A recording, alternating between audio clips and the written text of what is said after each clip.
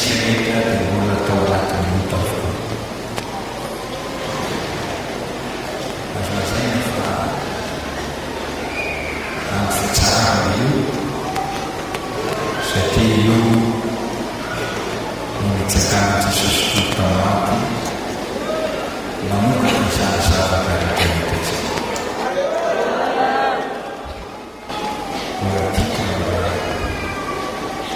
Ibsu Fatakah dari sini cara tidak berhenti mana firman firman Yesus.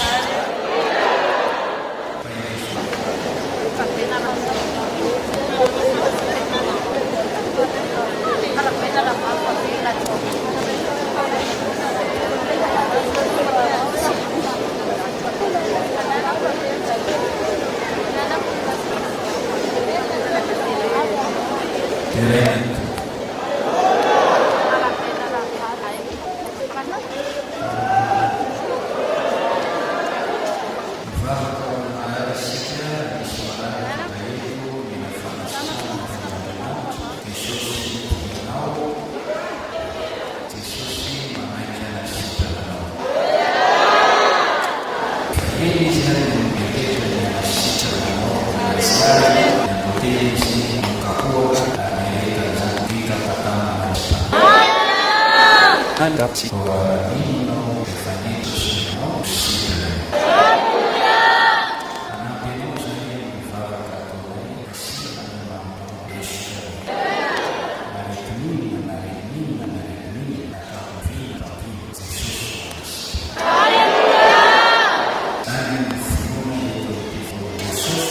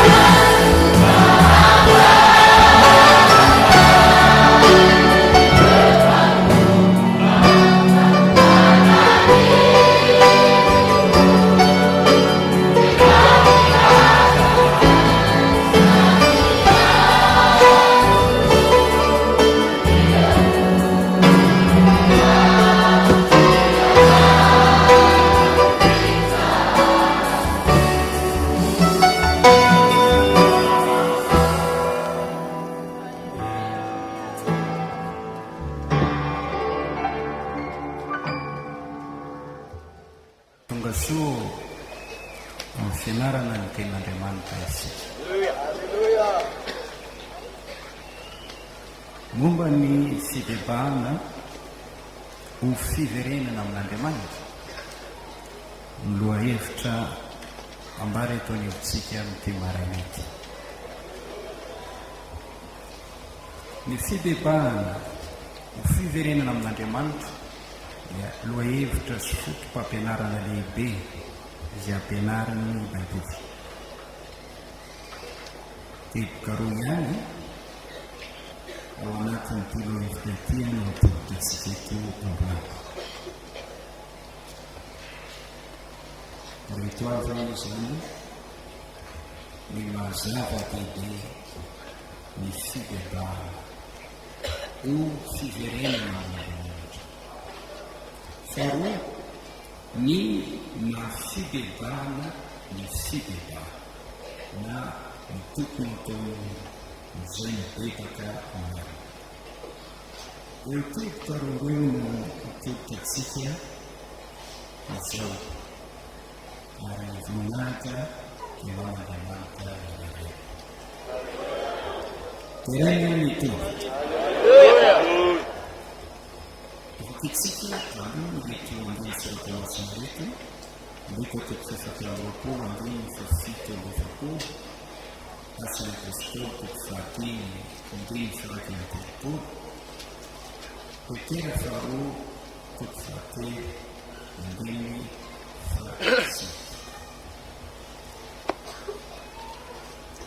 Tizavaka ny anaran'i Jesosy, ndreka toko fafito amby roapolo ambiny fafito amby efapolo, nambatorina ny anarana ny fidebahana sy ny famelan-kelika amin'ny firenena rehetra manomboka eto Jerusalema.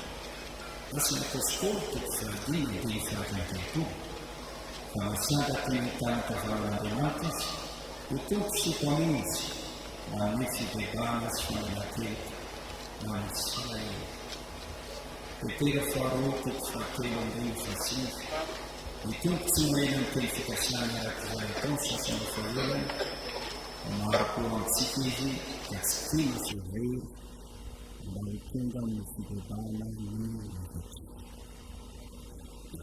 Teraina ny tompo. Ny mahazava-dehibe ny fidebahana ho fiverenana amin'Andriamanitra. Lohahevitra lehibe na afatra lehibe niarahan'ny mpanompon'Andriamanitra izay niran'Andriamanitra nambara ny fidebahana. Na iza mpanompon'Andriamanitra niran'Andriamanitra marina dia nanambara ny fidebahana. Ireo mpaminan'Andriamanitra ny Testamenta taloha so amin'ny Testamenta vaovao dia samy nanambara ny fidebahana. Hitantsika eo amin'ny soratra masina izay ireo olon'Andriamanitra izay nanao asa fanompoana namerina fanan'olona marobe ao amin'ny tompo ny fanjakan'Andriamanitra dia vory fidebahana. Nitondra fifazakana izy ireo toy fantatsika eo amin'ny tantara fiangonana izay nisy tesika roa, indrindra ny fiangonam-pifoazana dia nisy olon'Andriamanitra tao izay niloha-teo nitory ny fidebahana.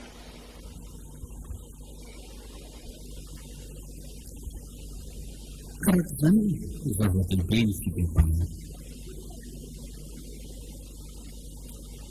Ijeritsika atony tao am-bokin'i Jeremia.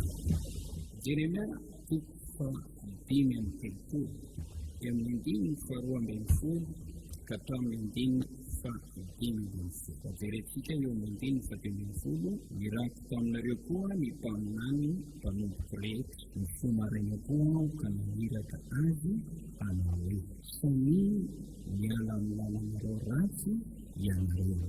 Ankehitriny ary ambony tsara ny ataonareo.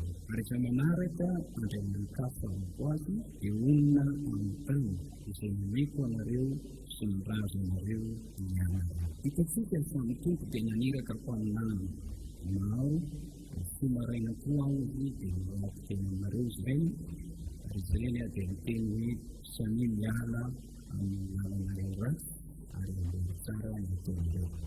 Mijery toko fahatelo amby roapolo andiny faraika roapolo roa amby roapolo dia manambara Andriamanitra fa tsy olona miran'Andriamanitra ireo olona izay tsy mitory fibebahana.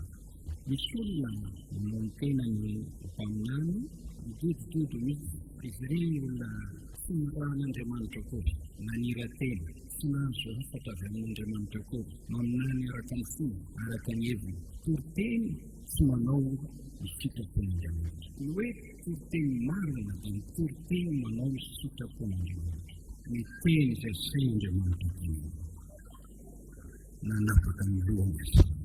Na tsy mpiango intsony azo ny fiangonana.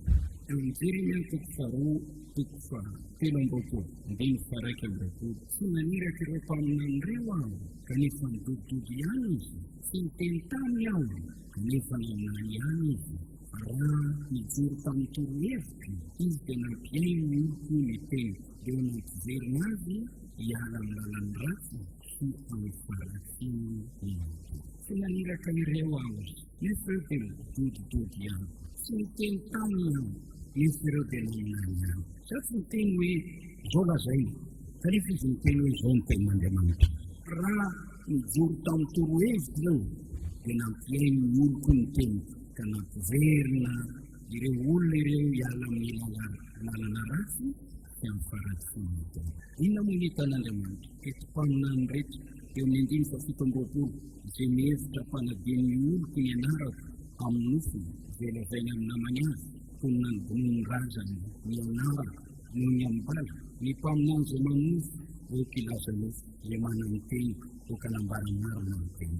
Ny mpanompon'Andriamanitra, ny ran'Andriamanitra mitory fibebahana. Ezekela ilay nitendrain'Andriamanitra mpaminany tsipitely ao amin'ny bokiny dia mitory fibebahana. Ezekela toko fahavalo ambin'ny folo andiny fahatelopolo faharoa amby telopolo, toko fahatelo amby telopolo andiny faraika ambin'ny folo, mitory fibebahana. Mibebaha, mitody, misory, mifatotsona, mifahotana, mialao misanto, mialao milalandasina. Tena teny marina Ezekela. Mpaminan'Andriamanitra ao amin'ny taranaka ny arabelona tany izy. Mitory fibebahana taminy. Eo anivo ny olona rehetra. Jaona mpanao batisa, aty amin'ny testamenta vaovao mpaminany ny ran'Andriamanitra dia mitory fibebahana. Hitanao izany raha mamaky ianao Matteo toko fahatelo andiny voalohany sy faharoa, bebaha ianareo fefakaiky ny fanjakan'Andriamanitra. Andiny fahavalo, mamoazy vao amendrika ny fibebahana. Andiny faraika ambin'ny folo, izao manao batisa ny fibebahana famelan-keloka. Marika toko voalohany andiny fahaefatra, Jaona nitory ny fibebahana famelan-keloka. Ao amin'ny Luka toko fahatelo andiny fahatelo tamfasy valo ambin'ny folo, hitantsika nitory teny Jaona mpanao batisa. Jaona lehilahy ny ran'Andriamanitra, telo lalana an'i Jesosy Kristy, nanomana ny olona handray an'i Jesosy, nitory fibebahana. Tao aoriana ny Jaona mpanao batisa, Jesosy Kristy zanak'Andriamanitra, ilay Andriamanitra tonga nofo, hoy soratra masina hoe Andriamanitra nateny ny mpaminany tamin'ny fanao samihafa, fa tamin'ny andro farany dia ny rano ny zanany niteny tamintsika. Jesosy Kristy koa, ilay Andriamanitra tonga nofo dia nanoka-bava nitory fibebahana. Ao Matteo toko fahaefatra andiny fafito ambin'ny folo. Ary hatramin'izany fotoana izany dia nanomboka nitory teny Jesosy ka nanao hoe mibebaha ianareo rehefa akaiky ny fanjakan'Andriamanitra. Marika toko voalohany andiny fadimy ambin'ny folo, mibebaha ka minono filazantsara. Rehefa nanatanteraka safanavotana ny Kristy ka niakatra ny an-danitra, dia nandinika ny zava-misy tao amin'ny fiangonana, dia nanakambara tao amin'ny fiangonana tamin'ireo fiangonana 7 izy, ary misy tamin'izy ireo nasainy ny bebaka. Tak'izany ny fiangonana tany Efesosy, fiangonana io misy olon'Andriamanitra tao, ndiny faharoa, fantatro ny asanao sy ny fikelezanao aina sy ny faretanao, ary ny tsy fahasakanao zay ratsy, ary ianao efa nizaha toetra izay milaza ny tenan'ny apôstôly kanto izy, ary hitanao fa mpandainga izy ireo, ary manana faharetany ianao ka miaritra noho ny anarako dia mikely aina ianao sady tsy reraka. Kanefa manana zavatra noerana anao aho, satria efa niala tamin'ny fitiavanao voalohany ianao. Fa faharoa izay toeranao fontsombolanao dia mibeba ka manaova asa voalohany. Fa raha zany no afainga anao ka mindra ny fitoerany virinao hiala ny fitoerany fa tsy mibebaka ianao. Fiangonana i Jesosy, fantatomtombo tsara ny asany fitelezanay ny faharetany sy fahazakany izay ratsy nyzatoetra izay milaza ny tenany apôstôly kany tsy vita fatandraina. Fiangonana manana fahareta miaritra noho ny anaran'i Kristy mikely veny sady fireraka. Saingy misy fomba-tsiahana atao, misy fialovana atao miara-pavitazana voalohany. Manohatra izany fiamorana izany beba ianao, beba. Izy ianareo miala tamin'ny fitiavana voalohany, mibeba. Jesosy mitory fibebahana tao am-paina ny fiaratra.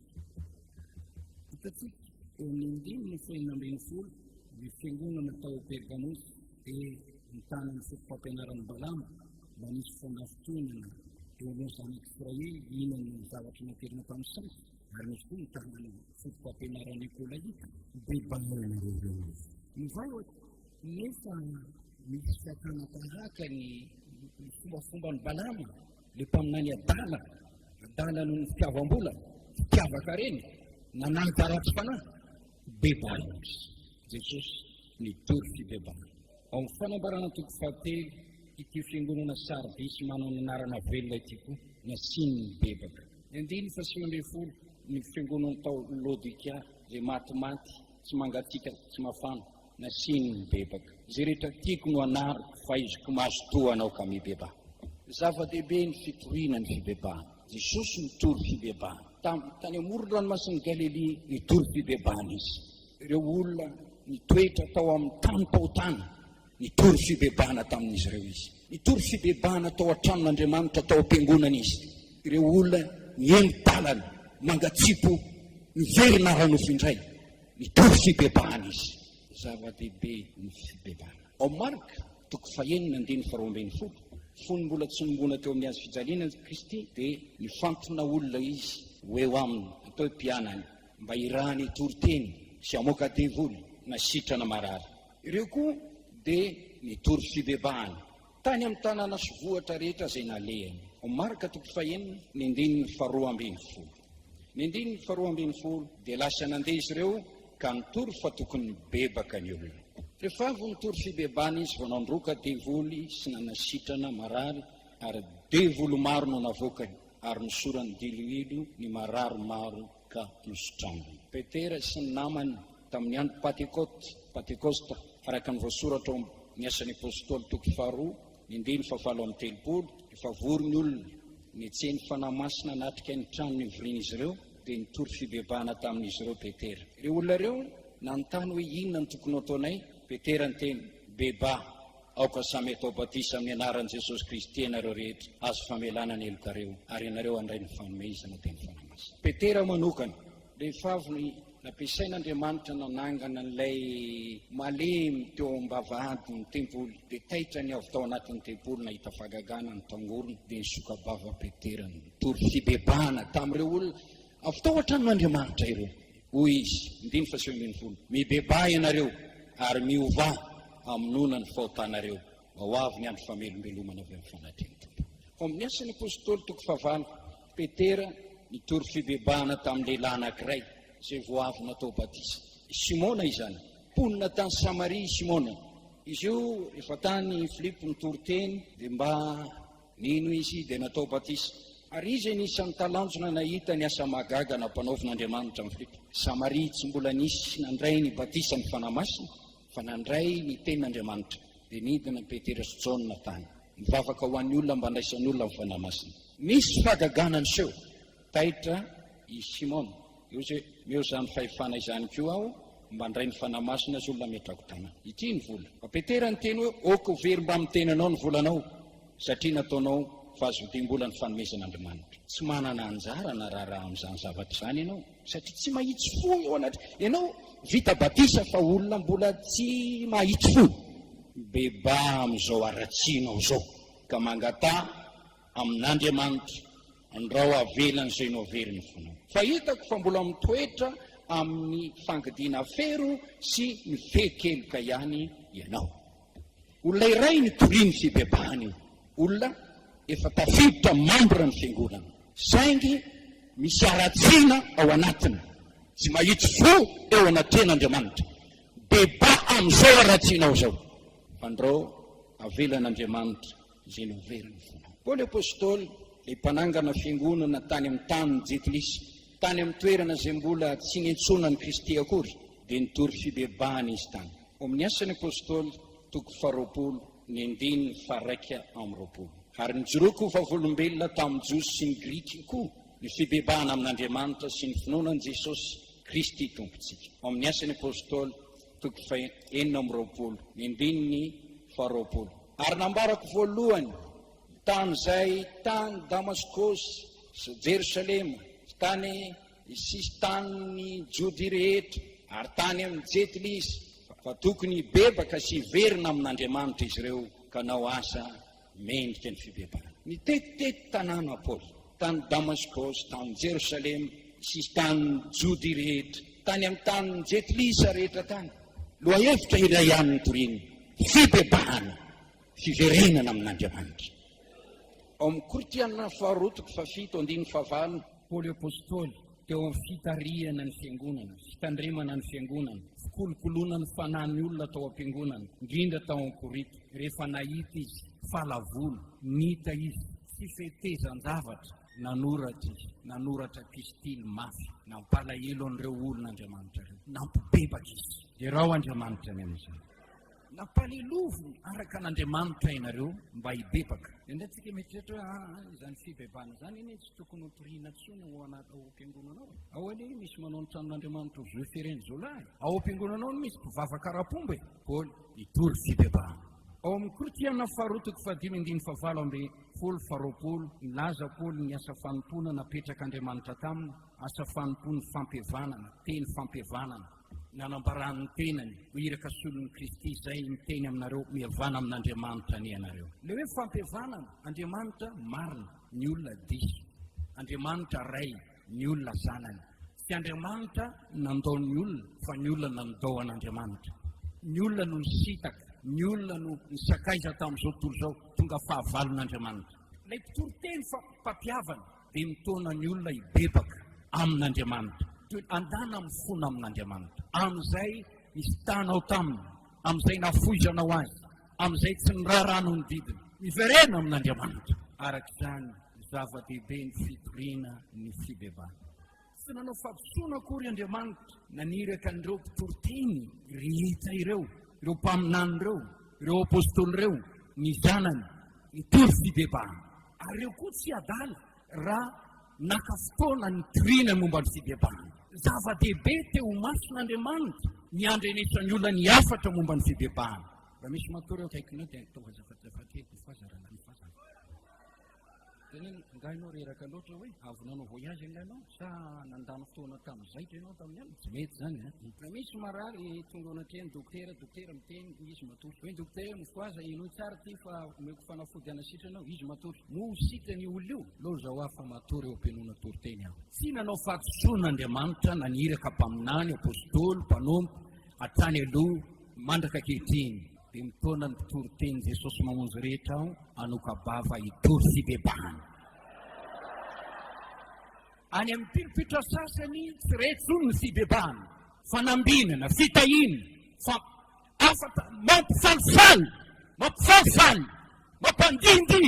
Zany no hitanao any amin'ny fiangonana maro ankehitriny. Baiboly miteny izao ny fiantsonao, asandraha ny anjery ny feonao, mba raha ao amin'ny oloky ny fahotany, mba raha ao amin'ny oloky ny helony.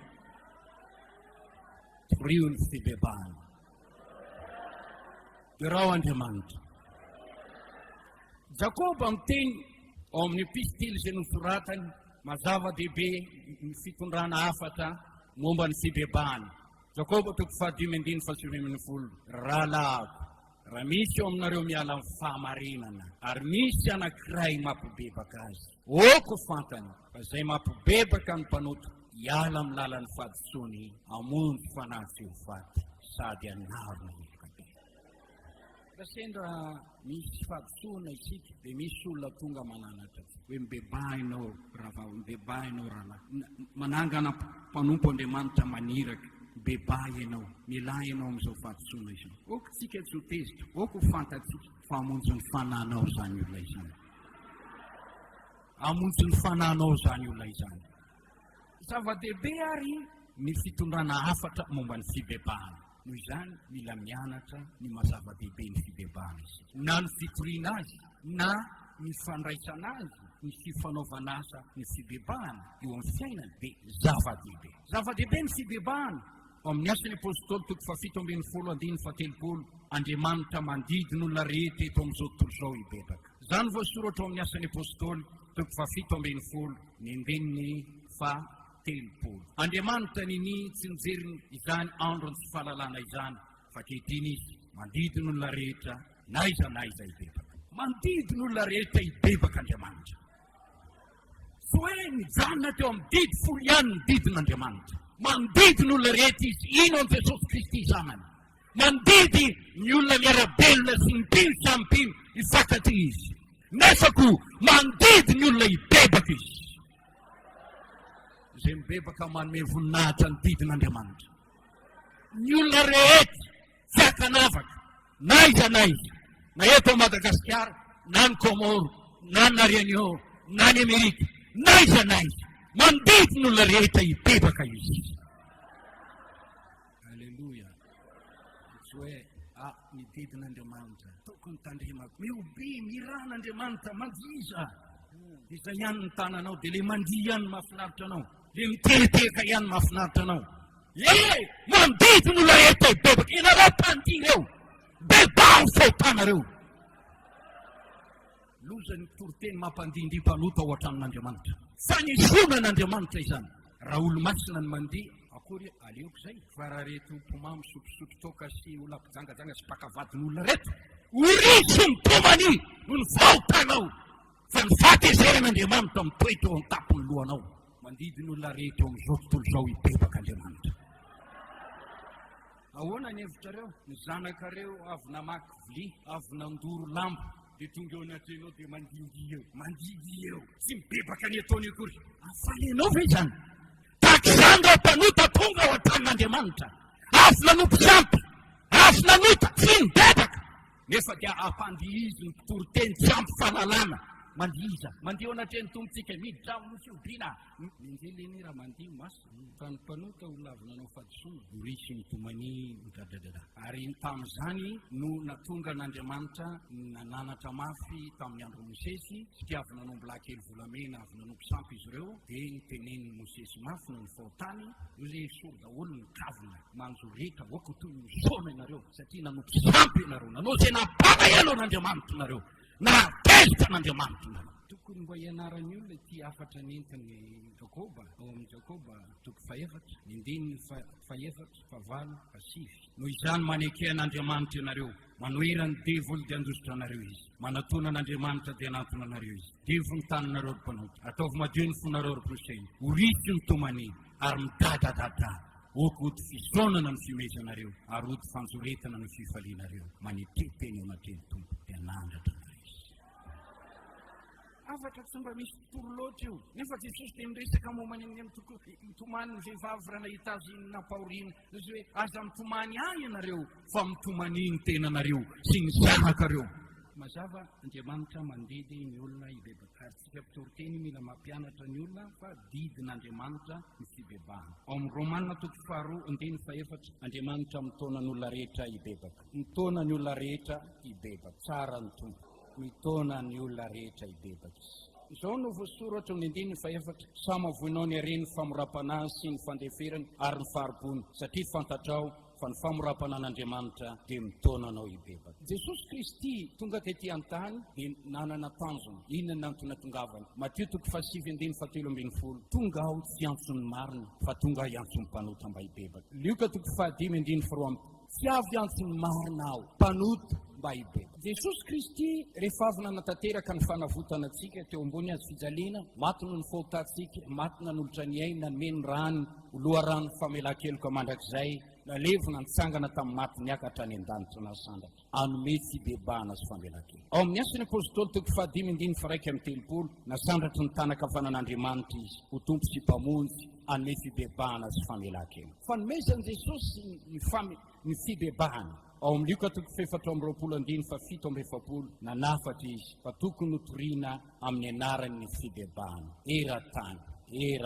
ny olona rehetra tokony handray izany afatra izany. Naniraka izy aloha hitoriana ny filazantsara, vaovao mahafaly izany. Naniraka izy anaovana mpianatra ny firenena, zavatra tsara izany ary ilaina izany. Naniraka izy ny anaovana batisa, naniraka izy ny anasitranana marasy androana devoly, fa naniraka koa izy hitoriana ny fibebahana. Efa niditra ary amin'ny voninahitra Jesosy mipetraka eo an-tanakavanany iray, dia nandray tamin'ny rainy izy, dia naniraka ny fanamasina teo amin'izao tontolo izao, dia ilay fanany fahamarinana. Raha tonga ny fanamasina, dia nilazainy Jesosy ny asa ampanaovina ny fanamasina, fampibebahana. Matsara anareo ny felako, fa raha tsy ala-tsy tonga aty aminareo ny fanany fahamarinana, ilay mpananatra hafa, fa raha tonga eto amin'izao tontolo izao izy, dia ampiaiky izao tontolo izao ny fahotana, ny fitsarana, ny fahamarinana. Fahotana satria tsy mino aho, izy ireo fahamarinana satria makany amin'ny raiko aho, ka tsy mahita intsononareo. Fitsarana tiana indrina izao tontolo izao efovoatra. Ny asa voalohany nomen'Andriamanitra endreketany fanamasina dia hitondra fanokafa-tsaina, maso-saina, maso-panany olona, alalan'ny hotany mba hitondra azy ho amin'ny fahatsiarovan-tena, hibebany amin'ny fahotany. Amin'izany fomba izany no ahafahan'ny fanamasina manapaka ny tanan'ny devoly izay miazona ny olona, no ahafahan'ny fanamasina mamany fatorana izay amatorana ny olona ho amin'ny fanandevozan'ny hotany. Apekeny ny fahotany, apekeny ny fitsarana. Raha misy tsy fahitana hoentin'ny fanamasina ny fiainanao, voalohany indrindra dia entiny ny sary ny fiainanao hatramin'ny fahazazanao mandra-pahatonga ny fotoana io. Dia asehony ianao daholo hoe tetsy ianao nangalatra, tetsy ianao nanao ratsy, tetsy ianao nanao an'izao, ary olona tsy marina ianao. Noho izany ny tokony ataonao ankehitriny dia mihaiko hoe mpanota aho, mila ny Jesosy aho hanafaka amin'ny fahotana. Ny asan'ny fanamasina voalohany indrindra eo amin'ny olombelona misy ota sy manota dia ny ampy bebaka azy. Raha misy olon'Andriamanitra nanao ota, misy ota eo amin'ny fiainany, na inona toerana misy azy, na efa ela nivavahana azy izy, izay tsy maintsy ataony fanamasina dia mananatra azy manao hoe tsisy ny zavatra nataonao, na ny nataonao tamin'Andriamanitra, na ny nataonao tamin'ny vadinao, na ny nataonao tamin'ny ranony, diso anao tamin'izay nataonao. Noho izany mila mibebaka ianao amin'ilay fahadisoanao, kititiny ny eritreritrao, kasiny ny fonao. Izany no natsapan'i Davida, fa na dia tamin'ny alina aza dia nananatra ny foko. Ma ao anatin'ny rivo-piainana ianao izay mitondra faharesen-dahatra, ary misy feo miteny manao hoe diso anao tamin'ny nataonao. Tahaka an'ilay feo miteny tamin'ny Abimeleka nandeha tamin'ny fahatsoran'ny fony, raha naka ny Sara vadin'i Abrahama, diso anao fa vadin'olona io nalaina io. Tsy fantatro ho vadin'olona tompo, tsy fantatro ho vadin'olona izy, fa rangano teny tamiko hoe anabavika io. Tamin'ny fahatsoran'ny foko any tompo nanao, eny tamin'ny fahatsoran'ny fonao nanaovanao izany, fa za miaro anao tsy ano tamiko. Fanamasina mampiaiky fahotana, manapotipotika ny fanamarina teny, manapotipotika ny famafisam-po, manapotipotika ny avinavina, manapotipotika ny frere ihany mampanetry tena ka mampafantatra fahadisoana. Ny fanamasina antsoina hoe fanany fahasoavana, fanany fifonana. Inona moa ny asan'ilay fanany fifonana? Fanany fampibebahana, mahatonga anao hifona amin'Andriamanitra, mahatonga anao hifona amin'ny olona, amin'ny ndraiky io fanahy mampifahavaka anao. Zava-dehibe ny fibebahana, io no asa ataon'ny fanamasina. Tsy mino isika hoe esan'ny fanamasina ty olo teny efa izy tsy mahafantatra ny atao. Ninina fisehosehoana sy fietsetsena rehetra, fa tsy misy fisarana amin'ny fahotana, na misy fanamarinana ny ota efa ota, dia fahajambana izany. Ary fanamamitra fa ny fanan'Andriamanitra hitondra faharesen-dahatra ny fahotana. Mampibebaka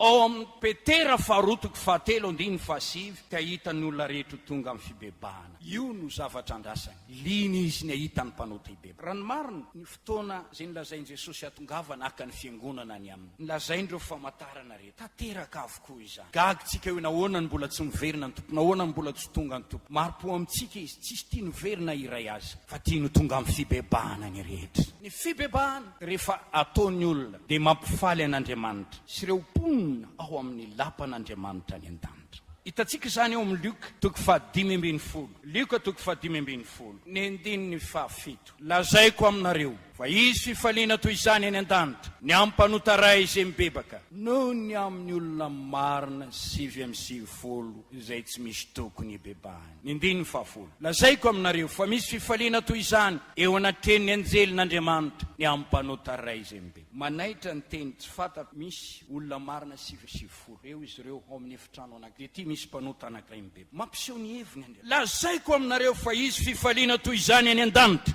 ny ampanota iray izay mibebaka noho ny retsolona marina 7:20 tsy misy tokony ibebahana. Zava-dehibe amin'Andriamanitra ny mahita olona mibebaka.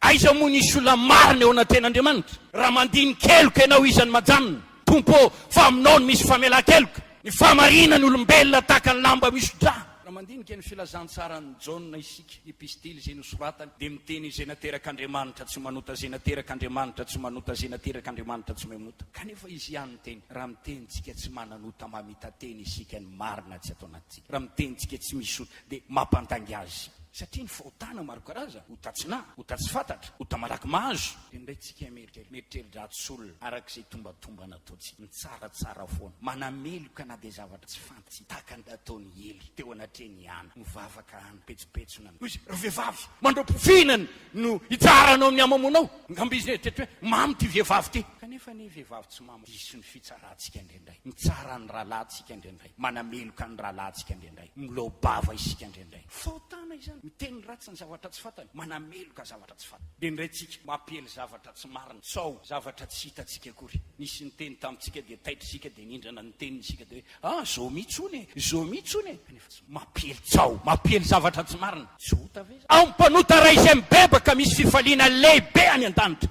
noho ny olona marina izay matoky tena ho marina fa tsy marina eo mason'Andriamanitra. Ireto fariseona hita vehivavy azon'olo tanana njangajanga dia kingeri nitondra azy teo anatrehan'i Jesosy. Ahoana ny hevitrika fanontaniantsika izy tsy nentina akory le lehilahy fa le vehivavy ihany nentina teo. Zay dia efa tsy fahamarinana zay. Mpampianatra araka ny hitanay amin'ny lalàn'ny Mosesy dia ny vehivavy manao fitondran-tena ratsy toy izao dia tokony hotoram-bato. Ahoana ny mba ivrao? Dia niondrika Jesosy nanoratra tamin'ny tany. Dia niteny hoe izay tsy nanota taminareo no hotoram-bato azy. Tsy fantatro izay niseho hoe nanoratra tamin'ny tany Jesosy. Ngamba hoe le mpisorona be ty tiany nataony. Ianao koa nanao an'izao tamin'ny ora ohatr'izao. Lasa tiako ny soratany Jesosy koa ny anankiray iranona izao ny nataony. Lasa tsisy ny janona na anankiray azy. Ay ve samy nanao fahadisoana daholo izy ireo? Ampanota ray izay mibebaka misy fifaliana lehibe any. Raha ohatra marina ianao satria no hamarinina, ny fahamarinantsika ine isika no hamarinina fa tsy avy amintsika. Andriamanitra nanamarina satria ny fahotantsika no saromany, ny fahotantsika tsy ny sainy noho ny amin'ny Jesosy, noho ny amin'ny rahan'i Jesosy. Dia ohatra ny hoe marina. Faly Andriamanitra raha mibebaka mpanota ray. Raha misy mpanota tonga eto, faly Andriamanitra raha mibebaka ianao androany. Raha misy olona efa niverin-dalana tao anatin'ny volana maromaro tonga eto, faly Andriamanitra raha miverina amin'ny tompo anao androany. Raha misy olona nitoetra tao amin'ny fihetsaraham-belatsia sady mivavaka ny azona vadin'olona ka raha tapa-kevitra ianao androany hisaraka amin'ny vadin'olona, faly Andriamanitra raha mibebaka ianao androany. Raha misy olona tsy nandofa volon-karena anatin'ny volana maromaro dia manapa-kevitra hifona ary vonina hanonitra an'izany ianao fanorena, faly Andriamanitra raha misy olona tapa-kevitra eto. Le rainy le zanaka nani dia nampiseho ny fifaliany efa mivenina ny zanany nani. Raha tia hampifaly amin'ny tompo sika dia mitoma mpanota hibebaka. Toria ny fibebahana ary mpibebao ny mpanota. Fa rehefa misy mpanota mibebaka, faly Andriamanitra. Ka raha misy olona marina 7:20 petraka fotsiny eo, dia hoe zay ny tokamonina manamasina ny tenanay. Eto zay tsy tory teny amin'ny mpanota, zay tsy mitady avavontsy ny mpanota. Eto zay, aleloia. Dia raina ny tompo, hosana hosana, eto midera ny tompo.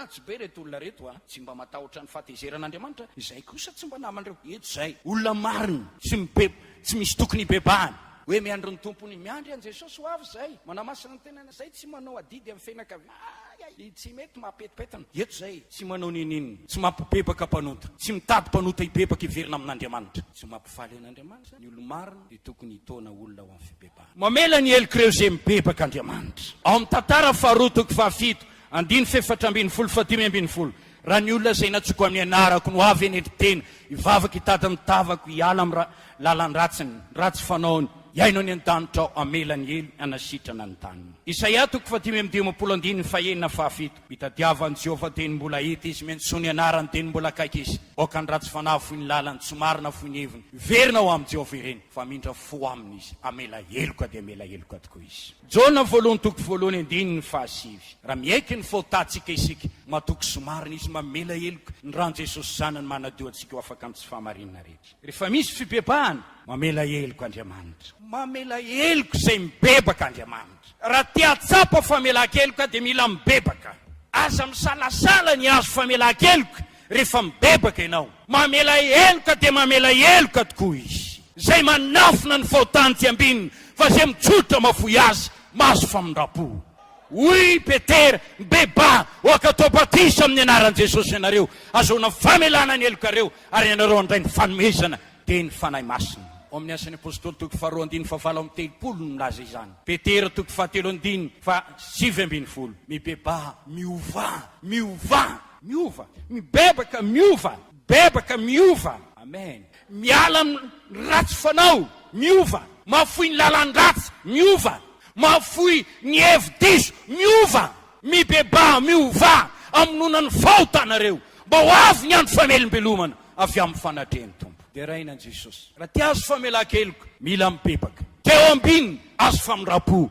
mila mibebaka te hita ny faotany vonona mba ho maty ny ota tsy anakery aminao intsony mila mibebaka te azo famelombelomana avy amin'ny fanatrehan'Andriamanitra mila mibebaka te andray ny fanahy masina mila mibebaka zava-dehibe ny fibebahana manamarina zay rehetra mibebaka Andriamanitra zany voasoratra ao amin'ny Ezekela toko fa valo ambin'ny folo Ezekela toko fa valo ambin'ny folo ny andininy eo amin'ny andininy faraiky amin'ny roapolo fa raha ny ratsy fanahy miala amin'ny faotany rehetra zay nataony ka mitandrina ny didiko rehetra ary manao zay ara-dalàna sy mahitsy dia ho velona tokoa izy fa tsy ho faty ny faotany rehetra zay nataony tsotsarovana aminy intsony tsotsarovanaandriamanitra intsony ny lasanao rehetra ny faotanao rehetra ataony takany tsy misy zany rehefa mibebaka ianao mamela heloka Andriamanitra manadiny ny faotanao izy tsy tsarony intsony izany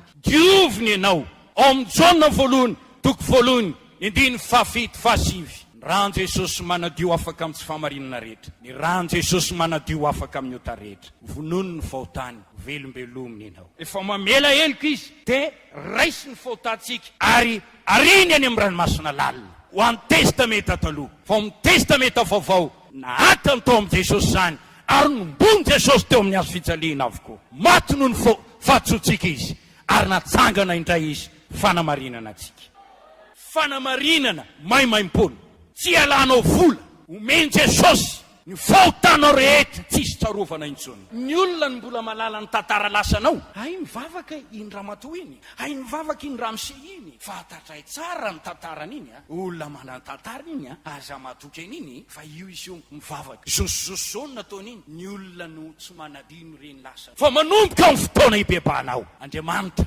mikosoka ny tantara ratsy rehetra dia raha Andriamanitra any amin'izany tsisy ho tsarovany intsony zany pejy vaovao indray no sokafa no anao dia raha ho Andriamanitra any amin'izany ny fibebahana no an'ny lalana afana amin'ny asa maty rehetra ao amin'ny Hebreo toko fahenina ny andininy halleloja ny andininy voalohany koa aoka ilozantsika ny ampidiny fotom-pampianaran'i Kristy fa aoka androso amin'ny fataterana isika tsy anao fanorenana indray dia ny fibebahana afana amin'ny asa maty fibebahana no afana amin'ny asa maty Jesosy mpanafaka amin'ny asa amin'ny faotana mpanafaka amin'ny aretina mpanafaka amin'ny fahoriana mpanafaka amin'ny toetra ratsy iza no afahany zay mibebaka zay miaiky hoe Jesosy io mpanota ratsy Jesosy io mpanota tsy mendrika mpanota voafatotry ny fahotanao, ekeko ny fahotako, manandefa ny fahotako,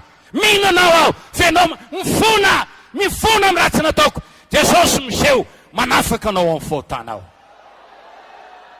Tsy tondra fanafana ao amin'ny piatsara velatsisy ny fanamarina teny izy. Hitanao tamin'ny fotoan'androny, vitsy de vitsy ny fariseo piatsara velatsy no nateraka indray sy niovafo, satria nanamary teny izy ireo. Fa ny vehivavy janga sy ny mpamoretra lazainy Jesosy fa ilo lalana azy ireo any amin'ny fanjakan'Andriamanitra, satria izy ireo rehefa nandre ny tory teny Jaona dia nibebaka izy niaiky fampanoto. Sarotra amin'olona manambonimbony tena sy tia voninahitra ny mibaboka sy miaiky hoe diso aho nanota aho. Fa raha misy fitsorana, raha misy fekenany fahotana, Andriamanitra mamela ilo.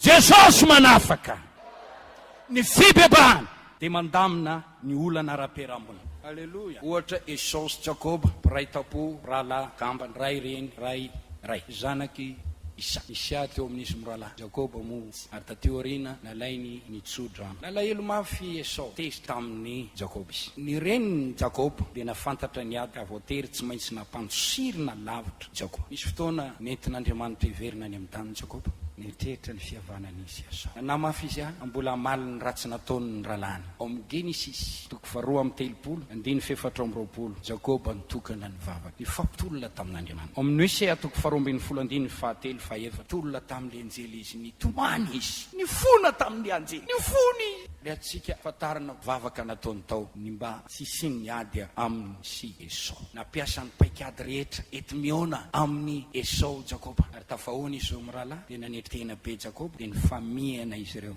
ka tsy nisy ady intsony. Esau namindra fo tamin'ny rahalahiny kanjena sy nanome voninahitra azy. Indray misy ady ao mivady, ady ao amin'ny praitapo, ady ao amin'ny mpianaka, ady ao amin'ny mpiara-miasa, miady ao amin'ny groupe. Mahita tentsika ao am-bokon'i Jakoba, manahoana moa ny amintsika ity, manahoana ny amintsika olombelona ity. 2:7-2. Fa manafotoana ny rehetra amin'ny zavatra maro izy. Raha misy olona tsy mba manafotoana amin'ny teny, dia izy no lehilahy tanteraka ka mahafehy ny tenany. Jakoba miteny, itsikany izy manafotoana ny rehetra amin'ny zavatra maro. Raha misy olona tsy mba manafotoana izany, dia izany ny olona tanteraka. Indray ny lehilahy manafotoana ny vady, vehivavy vadiny lehilahy manafotoana ny vady. Ifanome fatafo io mahatonga fifandirana, mahatonga ady, mamono ny fitiavana. Raha manafotoana olona isika, loza ao antsika. Indrindrandrindra raha manafotoana ny olon'Andriamanitra, loza ao antsika. Luka 7:20. Ary hoy Jesosy tamin'ny mpianany, tsy maintsy ho avy ny fatafotonana, nefa lozan'izay olona mahatonga izany. Fa leo anatonana vaty fikisombarim-bazany fosiny, ka tsipy any an-dranomasina izy. Toy izay anafotoana na dia ny anankiray amin'ireo madinika ireo azy. Tandrema amin'izay ataonao amin'ny mpiarabelona aminao. Tsy mahazo miteny ianao hoe tsy miraharaha olona aho. Ao amin'ny Matio 7:9-9. Manazovonazovony anafotoana na dia iray azy amin'ireny madinika mino ahy ireny, dia tsara aminy, tsara lavitra ho azy no anatonana vaty lehibe fikisombarim-bazaha ny vozony ka alentika amin'ny ranomasina laly. Loza ho an'izao tontolo izao no ny fatafotonana, fa tsy maintsy ho avy ny fatafotonana, nefa loza ho an'izay olona mahatonga fatafotonana. Nafoana ny zavatra maro izy. Engenetsika mba ho lehilahy tanteraka avokoa. Engenetsika olona mahay mitondra tena avokoa, mitandrina tsara. Oka hevitra toy izao, tsy nisy fandavona na fatafotoinana eo anateny lalany rahalahy. Manaova lala mahitsy aleny tongotra reo mba tsy apitsoka ny tongotra ny mandinga fa asitrana azy kosa. Lozan'izay viny fatafotoinana. Tandremo ny amin'ny fanaovanao tsinitsinina ny namanao. Ao amin'ny Matio 5:2-20. Fa izaho kosa milaza aminareo hoe zay rehetra tezo-pona amin'ny rahalahiny dia mendrika oloana amin'ny fitsarana. Manazovonazovy ianao amin'ny rahalahiny hoe olo-pona ialahy, dia mendrika elohana amin'ny sinadrona. Ary nazovonazovy anao hoe foka ialahy, dia mendrika ho any amin'ny elo mirehetra afo. Ajao ny namanao, manaja olona, tiava olona, aza manao teny diso tafahoatra amin'ny olona. Ianao devoly, ianao zao, ianao devoly velona. Manino foka ialahy, vavy tsy misy dikany, lehilahy tsisy. Ataonao daholo zao famingavingana rehetrarehetra zao. Tsy mifity, ny tianao mihitsy le mandratro olona iny. Tsy fantatrao le fanahy mampiasanao fa fanahy fakalana, fanahy famonon'olona. Devoly leona mampiasanao, mamiravira, leona mpamiravira, devoly nambody ao anatinao, devoly menarana ao anatinao. ho ianao olombelona sa zao efa tsy fatatoetry ny fanazy eo anatinao tandremany amin'ny fatavitoinany zay manao tsinitsinina ny rahalahany de manota ho iny soratra masina jesosy miteny raha manota aminao ny rahalahanao io le olona manafy teneno mafy izy teneno mafy izy teneno mafy izy raha mibebaka izy mamela azy zay ny teny eo amin'ny Luka 7:7 mitandrema ianareo fa raha manota aminao ny rahalahanao teneno mafy izy fa raha mibebaka izy de mamela ny elony raha manota aminao impito indray andro izy mivalo aminao impito indray andro manao hoe mibebaka aho de mamela ny elony raha mibebaka le diso mamela ny elony ary le diso mandray fibebahana matsiaro izy amin'ny alina tsy nety nataoko ny teny nataoko tamin'ny vadiko tsy nety loatra ny teny nataoko tamin'ny zanako tsy nety ny teny nataoko tamin'ny paster tsy nety ny teny nataoko tamin'ilay mpiandraikitra anay tsy nety ny teny nataoko tamin'ilay rahalahy rehefa nandiny andana ianao mibebaka ndana ianao mibebaka ny namanjoba le niteniteny nasian'Andriamanitra andana mibebaka ny aminjoba andana mifona fa ny filazanareo tsy marina raha mitany tsy afaka miavinavina ianao hoe za zao fa mamenatra ny babo fatotra ao anatin'ny eloko ny fanamarina teny ianao ary zany no misakana ny fitahiana maro eo amin'ny fiainanao ety ny lalana makany an-danitra vitsy ny mahita azy nefa ny baiboly dia miteny misese hita mivavady ety ianareo maro ny tadiditra fa tsy afaka izay mahatonga an' Jesosy raha misy tanaraka aoka andany tenany hitondra ny azy fijaleny kanaraka manetreteny ombany tana maherin'Andriamanitra fibebahana mandamina ny olana ara-piarahamonina izay mahatonga ny apôstôly Jakoba amin'ny teny mifaneke heloka ianareo ary mifampivavaha mba ho sitrana raha misy mitondra ny fanaritra amin'ny altara matsiaro ny zavatra nataony tamin'ny olona ndadiny mbola hitanao io mbola tsy maty olona io mibebaha ianao fibebahana mitondra famonjena fitahiana fanomezana avy any ambony isan-karazany haleloia ao amin'ny Luka 5:7-10 vombara fa faly amin'izay mibebaka Andriamanitra satria faly izy dia misy tolotra ataony amen mahita fity aminy izay mibebaka dia misy valim-pity omeny famonjenanao ho afaka amin'ny loza manandindona na loza efa miatra fatatsika ny toepon'Andriamanitra tsara marina izy tezitra isan'andro amin'ny mpanota manomana fitaovam-piadiana amelezana n'le mpanota matezitra azy izy io no mahatonga ny fanambaram-paminany mipetraka eo amin'ny fotony azo ny famaky koa ny azo rehetra zay tsy mamovoa tsara dia ho kapaina amin'ny fotoana an'Andriamanitra ny ora famaizana sy fitsarana ao amin'ny Jeremia 8:7-7 raha miteny aho izy amin'ny firenena na fanjakana ho azerako ongotako ravako noho ny ratsy nataony ka manenina izy ny amin'ny ratsy nataony dia ho ravako zany fikasako zany tsy ho taterahako le loza ponina tao Ninive nitondra afatra Andriamanitra ravana ity tanàna ty afaka 7 andro fa nibebaka ny olona tao nanenenan'Andriamanitra ny loza ny kasaina amelezana azy raha misy loza ho manana tsy ny devoly no ampidi-doza fa Andriamanitra tezitra no ny ota sy ny lala mandoza sy ny any sy ny faniratsirana azy ataony olombelona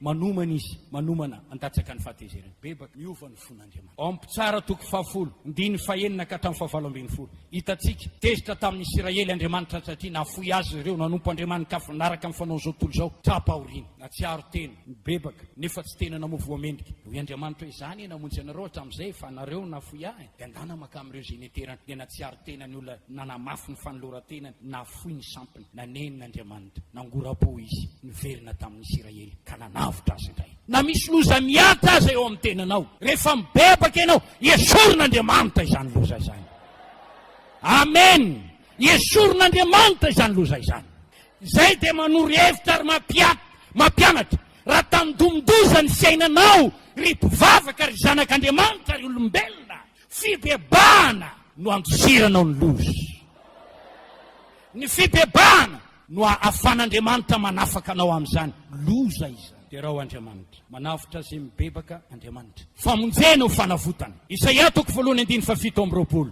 zay miovafo ao dia avotana Isaia 6:20 izy mpanavotra ny ziony ho amin'ny taranak'i Jakoba zay miala amin'ny vadozony lamba rendrika ny fiainanao tena hozy ianao tsy tafavoaka intsony aho potika tanteraka ny kapitalina rahabolako le volana ampiasaiko tsy misy tsony manindrika any ny tomponentana milaza izy fay hitory ahy miletika ny fiainanao mila mpanavitra ianao mitodika ato ianao mitady fanavotana fa tsy misy Jehova mpanavitra Jesosy mahavitra manavitra anao izy raha mibebaka amin'ny fahadisoana nataonao ianao manome famonjena ho amin'isa tokantrano ho an'izay mibebaka izy tahaka nataony tamin'ny Zakaiosy lioka toko fasiambin'ny volandiny voalohany sy fahafolo. Zakaiosy nitady ahita izay Jesosy, fantatry Jesosy zany dia nantsony Jesosy izy ary niteny Jesosy hiatrano an-tranonao. Mitondra Jesosy ho any an-tranony izy, niditra tao an-trano Zakaiosy Jesosy. Zakaiosy nibebaka toko indro ny atsasaka ny fananako omeko any malahelo. Raha misy zavatr'olona nalaiko tamin'ny fanambakana onerako avy efatreny. O Jesosy, anio ny tonga amin'ity trano ity ny famonjena, tonga amin'ity trano ity ny famonjena.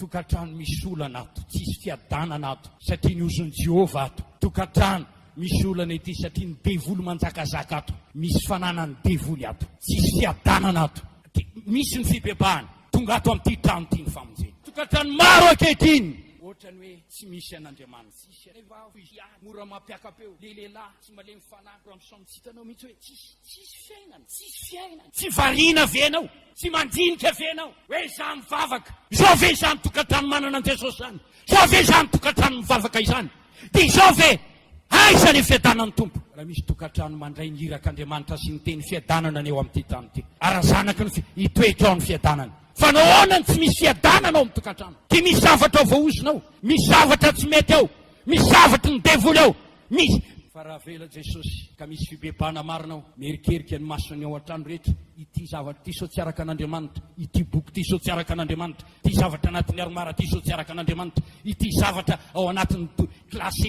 klasy mandoseko ty misy zavatra tsy araka an'Andriamanitra, ity anatin'ny poketrako ty misy zavatra tsy araka an'Andriamanitra, jereny ato anatin'ny inona daholo misy zavatra avy any amin'ny elo mahatonga amin'ny devoly manapodika ny fahasambarany zanak'Andriamanitra maro. Roana ny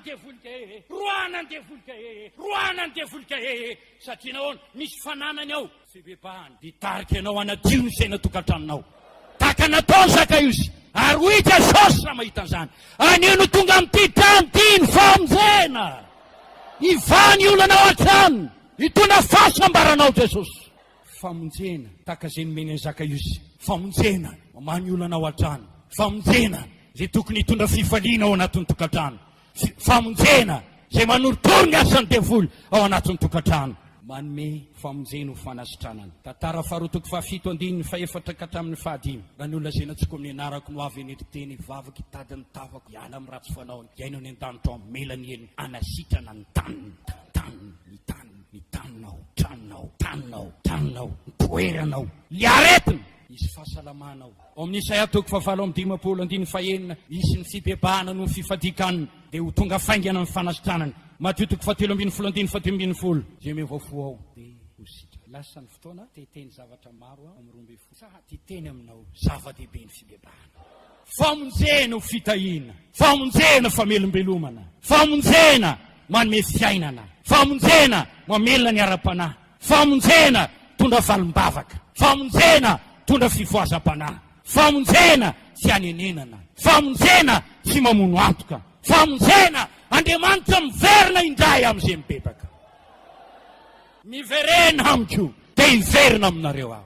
Ary rehefa miverina aminao Andriamanitra, ho fitahiana ho anao zany. Rehefa miverina aminao Andriamanitra, hiverina indray afo ny fitiavana voalohany. Rehefa miverina aminao Andriamanitra, hiverina indray ilay fitiavam-bavaka, ilay fitiavana mony tsivina, ilay fitiavana hitoroteny, ilay fitiavana ny asan'Andriamanitra.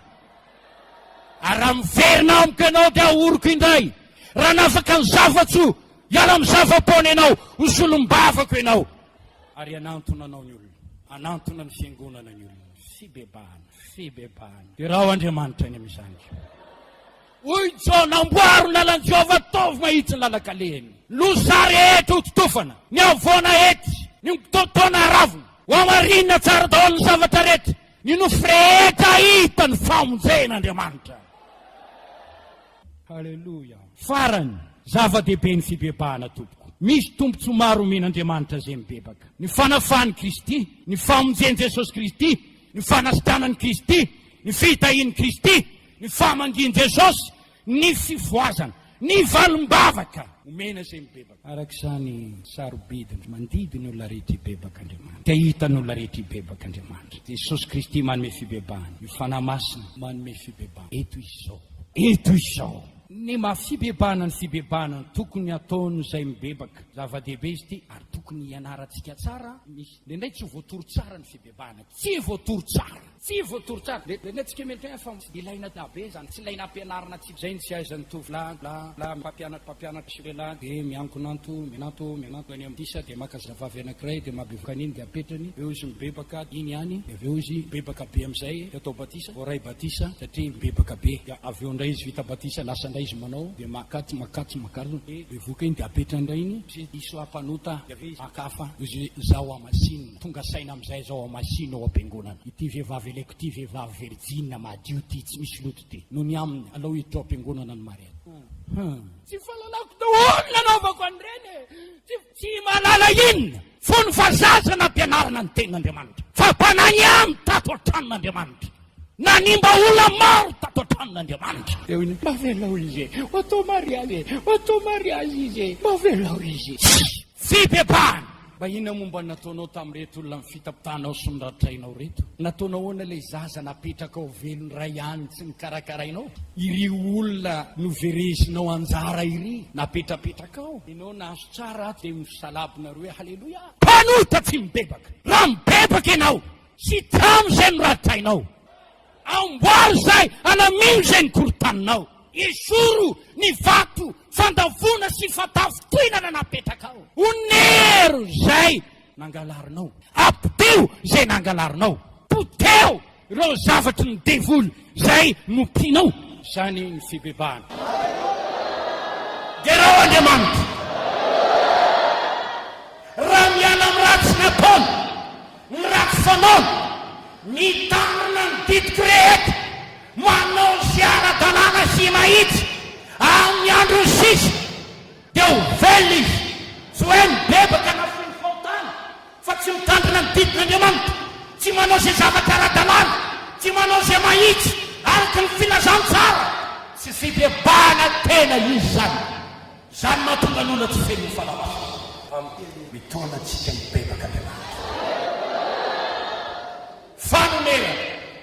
fanonera manombotra ny amin'ny lano tany amin'ny fahotana talohananao niarotoro tamin'ny balina niarotoro tamin'ny loka onerako zany ankehitriny anao alimbafaka ao iarotoro ianatra amin'ny baiboly aho andany fotoana fa maro no mibebaka fa tsy misy famonerana taloha navita niarotoro tany amin'ny balina isabotsy tany amin'ny balina zomarivany amin'ny balina indrindra reo manakatao sy manamanana ny voninahindreo miaraka amin'ny ekipany miaraka amin'ny toka akehitriny tsy hitao mialimbafaka mihitsy ianao tsy hita mihitsy ianao mampiarotoro zany venao mibebaka amboary tsara ny fibebanao mba tsy ho vato misakana anao miavinavinao eo amin'ny fanjakan'Andriamanitra akory ny asako zay matokony areny amin'ny fanjakan'Andriamanitra midirany ao amin'ny fanjakan'Andriamanitra satria manambonimbony tena miavinavina tsy milavilefiny eo anatrany tompo ity andro ity andro nomen'Andriamanitra atsika izy ty mitorina momba ny fibebahana mangataka amin'Andriamanitra amangy anao any eny fanamasina mitondra fampekena sy farisentahatra eo amin'ny fiainanao ny amin'ny famarina amondray ny feritreretanao ianao moa hoe mieritreritra fa mbola afaka hovelona valopolo taona ianao manomboka azo isaina amin'ny ratsan-tanana isika ireo no mbola hatratra ny valopolo taona no nianara manisany andronao mimana eo anaotro afony sy ny fotoana dia tsy maintsy ialany fanahintsika amin'ny vatatsika hiatrika ny fitsaran'Andriamanitra isika anahoana le raha velarina ny boky raha misy otany mbola tsy mibebahana misy zavatra tsy mbola nalamina teo amin'ny fiainanao hoaiza ianao topoko voaizay Jesosy aiko le hira hoe masina minanitra Jesosy aiko le hira hoe misy ireo amiraha Jesosy aiko pastera Zambete aiko pastera Daoda aiko tsara aiko le mitsavy Jesosy tsy fatarao zany voalohany ampindrao zany voalohany amin'ny fasarotam-piara zany batisa voalohany tamin'ny fiangonana voasokatra raha misy sokatsy mibebanao tonga vatony sakana zany ankehitriny Andriamanitra manery ny olona ho amin'ny fibebahana amin'ny lafiny zavatra maro fa ny olona tsy mirara indrindra moa rehefa mety manam-bola izy vita ny volako daholo ny zavatra rehetra marary amakany amin'ny dokotera nay spesialita mahay sitrana izy tsy mandinika tsara ianao zany tsara ianao talinitoko toy zany fa izany teny aminao nieteretinao ve ny mandrakizay nieteretinao ve ny fananao nieteretinao ve le ora iray iananao eto amboniny tany de ny misy tian'io tia fosiny eta ibebao karoy dineo Andriamanitra zao toetrao bao misy lalao apahoy atanatika tareo amin'ny lalana manatsy be dehibe ny zavatra tokoabara lany samy naraka andray to zava-dehibe ny fibebana ry mpanompon'Andriamanitra rehetra torio ny fibebana ampianaro ny fibebana ary ampianaro tsara torio matetika amen angatao ny fanamasina iasy ho alefan'Andriamanitra lay fifoazam-panahy zay mitondra farisan-dahatra amin'ny fotana manomana ny mpanota ibebaka aman-dranomasy hitomany ao am-potony fijaliana afantatra hoe raha mity manota aho dia mety enjeramiko sao dia izao ny fahateseran'Andriamanitra ka hisokatra ho any elo ho any amin'ny elo aho ary tsy azo famirapo mandrakizay fa misaotra an'Andriamanitra aho fa ny velon'ny tantiany io ty hibebaka aho hifona aho hiala amin'ny fampisana aho hiala amin'ny nota aho misaraka amin'ny tsy madio aho anatin'ny any fijalian Jesosy aho anety teny ao ambany tana mahery aho hifona aminy aho teny aho hoe mpanota tompo aho maloto ny fiainako mandrafo amiko sasao amin'ny ranao aho tamin'olona ny tako tsy hanao tsony aho manomboka izao ity aho manolo tena ho anao ampianaro any sitraponao vonjeo aho Jesosy tsy hanompo te volontsony aho ho vaky ny fiainako ho amin'izay tianao Jesosy eo mety ve zao mety ve zao tenena amiko ampianaro any tianao atao fa zay tianao atao no ataoko manolo tena anao zy ara-dalàna sy mahitsy taniny ny teninao am' Jesosy izao anomponao amin'ny androm-piainako rehetra tsy anao vavaka tendrin'olo aho tsy iatsara felatsi aho fa hivavaka amin'ny fanasy ny famarinanao anomponao amin'ny foko rehetra ataotranao am' Jesosy izao ane voninahitra anao am' Jesosy izao raha izany nataon'Andriamanitra ampifaliana no anatonany ianao ho sasany amin'ny rany ianao homely fovaovao ianao ametrany-tanana ianao ho tarihany ianao ho voasondray ny herinao ary amaky anao indray Andriamanitra ary ny aretina rehetra misitrana voninahitra ho an'Andriamanitra dia raina ny tompo ataontsika nera fadimy amin'ny dimampolo sy dimanjato alleluia fanahy maso no omehoaina avao tsangana isika anao izany